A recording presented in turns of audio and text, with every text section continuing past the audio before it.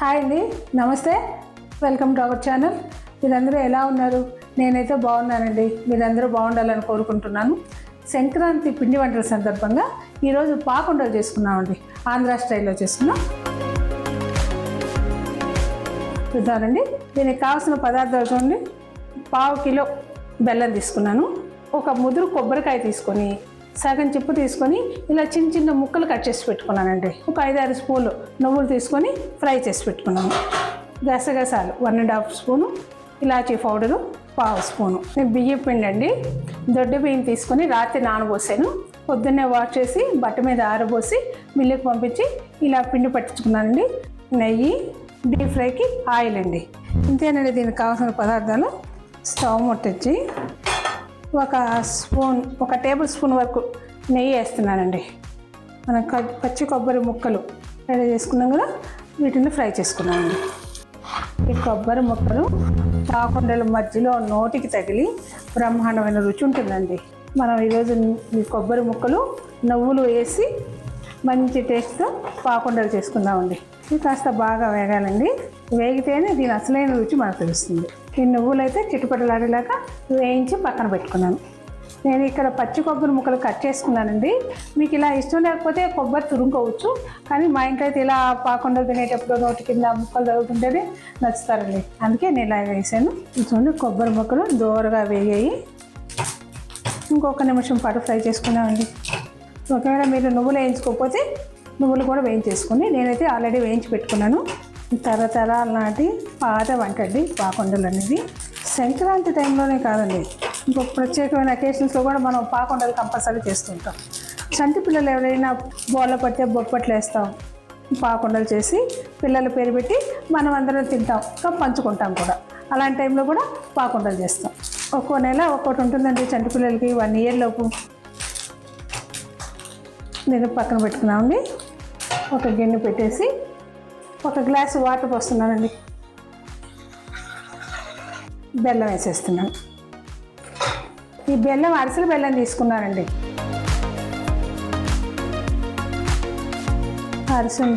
అరిసెలకి పాకుండలకి ఒకే బెల్లం దొరికితే ఆర్గానిక్ బెల్లం తీసుకోండి. ఒక చెక్క బెల్లం కూడా బాగుంటుందండి. బెల్లం కరిగిందండి. ఏమైనా డస్ట్ పార్టికల్స్ ఉంటాయేమో వడపోసుకుందాం. ఏ పాత్రలో మనం పాకం పట్టుకుంటామో ఆ పాత్ర పట్టి వడపోసుకున్నామండి. ఏమైనా డస్ట్ పార్టికల్స్ ఏమైనా ఉంటే మన డౌట్ క్లియర్ అవుతుంది. చూడండి, బెల్లం ఉడుకుతుంది. ఈ పాకం అనేది మనం చెక్ చేసుకోవాలండి. ఒకేసారి చెక్ చేసుకుంటే అంత కరెక్ట్గా కుదరదండి. ఈ పిండిని తయారు చేసుకుంటూ బియ్యం కడగటం, ఆరిపోయటం నేను ఈ వీడియోలో చూపట్లేదండి. ప్రీవియస్ వీడియోలో, అంటే అరిసెలు చేసిన వీడియోలో క్లియర్గా చెప్పాను. ఒకసారి ఆ వీడియో కూడా చూడండి. బెల్లం దగ్గరకు వచ్చి ఉడుకుతుందండి. చెక్ చేసుకుందామా? చూడండి, ఎలా తిప్పితే అలా తిరిగిపోతుంది. ఇలా రావాలండి. స్టవ్ స్టిక్లో పెట్టుకొని మనం కొబ్బరి ముక్కలు ఫ్రై చేసుకున్నాం కదండి, ఈ కొబ్బరి ముక్కలు వేసేస్తున్నాను.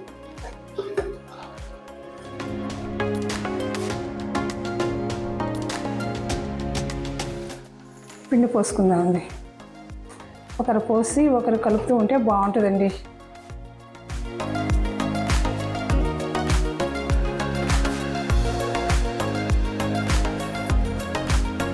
పిండి చూసుకుంటూ కలుపుకోవాలి.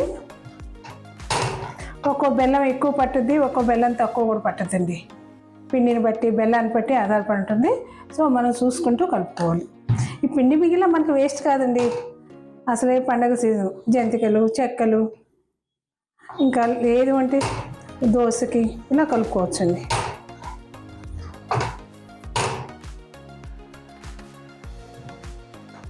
ఈ పిండి జల్లించుకున్నాక అదేం పెట్టడం మాత్రం మర్చిపోకండి.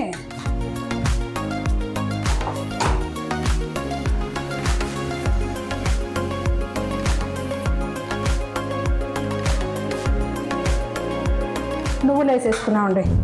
ఒక 5-6 స్పూన్స్ వరకు నేను వేయించి పెట్టుకున్న నువ్వులు వేసేస్తున్నాను. 1.5 టేబుల్ స్పూన్ గసగసాలండి. ఇవైతే పూర్తిగా ఆప్షన్ అండి. 1/2 స్పూన్ ఇలాచి.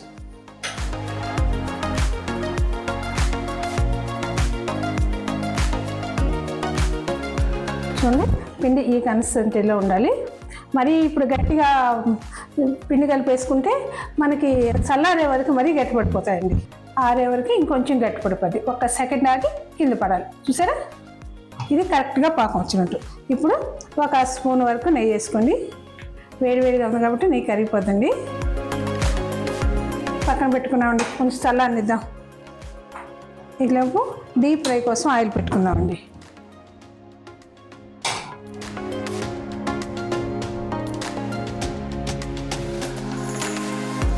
కొంచెం నెయ్యి చేతికి రాసుకొని ఉండవచ్చిందో లేదో ఒకసారి చెక్ చేసుకున్నామండి. ఇలా రావాలండి. ఇలా వస్తే కరెక్ట్గా మనకి ఉండలు వచ్చినట్టు. ఇలా పిండి తీసి కొంచెం ప్లేట్లో పెట్టుకున్నా కొంచెం కొంచెం చల్లారనిద్దాం. సైజ్ అనేది మీ ఇష్టం అండి. పెద్దది కావాలంటే పెద్దది చేసుకోండి, చిన్నవి కావాలంటే చిన్నవి చేసుకోండి. కానీ ఈవెన్గా మాత్రం ఉండాలండి. అలా ఉన్నప్పుడే చక్కగా కాలుతాయి మనకి. పైకి తేలింది కదండి. ఇప్పుడు ఈ ఉండల్ని మరోసారి రౌండ్ చేసుకొని ఆయిల్లో డ్రాప్ చేస్తామండి. డార్క్ బ్రౌన్ కలర్లో రావాలండి. ఇప్పుడు తిప్పుకుంటూ కాల్చుకోండి.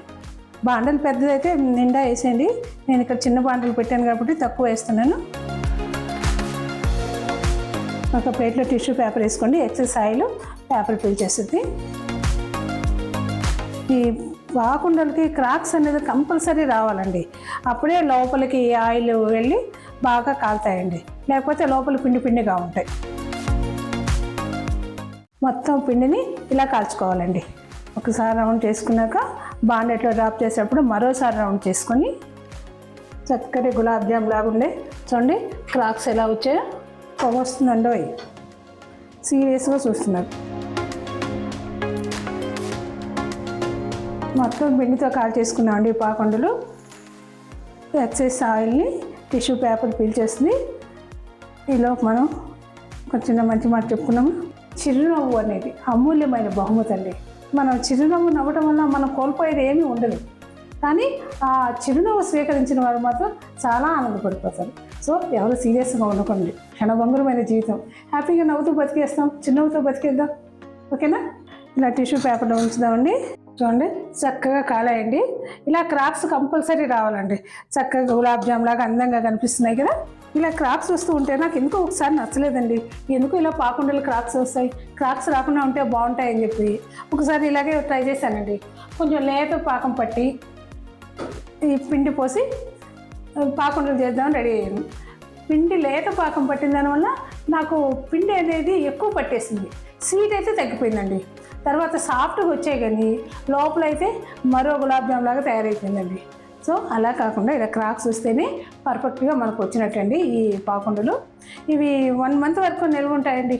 సో ఈ పాకుండలను మీరు ట్రై చేయండి. చేయటం ఈజీయే కదండి. చూసారు కదా, సంక్రాంతి టైము పిల్లలు అడిగినప్పుడు ముందు చెప్పుకున్నాం కదా, పిల్లలు పాకేటప్పుడు కూడా చేసుకుంటామని. మీరు ట్రై చేయండి. మీకు నచ్చితే ఒక లైక్ చేయండి, షేర్ చేయండి, సబ్స్క్రైబ్ చేసుకొని పక్కనున్న బెల్ ఐకాన్ని యాక్టివ్ చేసుకోండి. అప్పుడే మేము పెట్టే వీడియోస్ అన్నీ ముందుగా మీకు చేరుతాయండి. మరో టేస్టీ వంటతో మీట్ అవుదామండి. అంతవరకు బాయ్ అండి.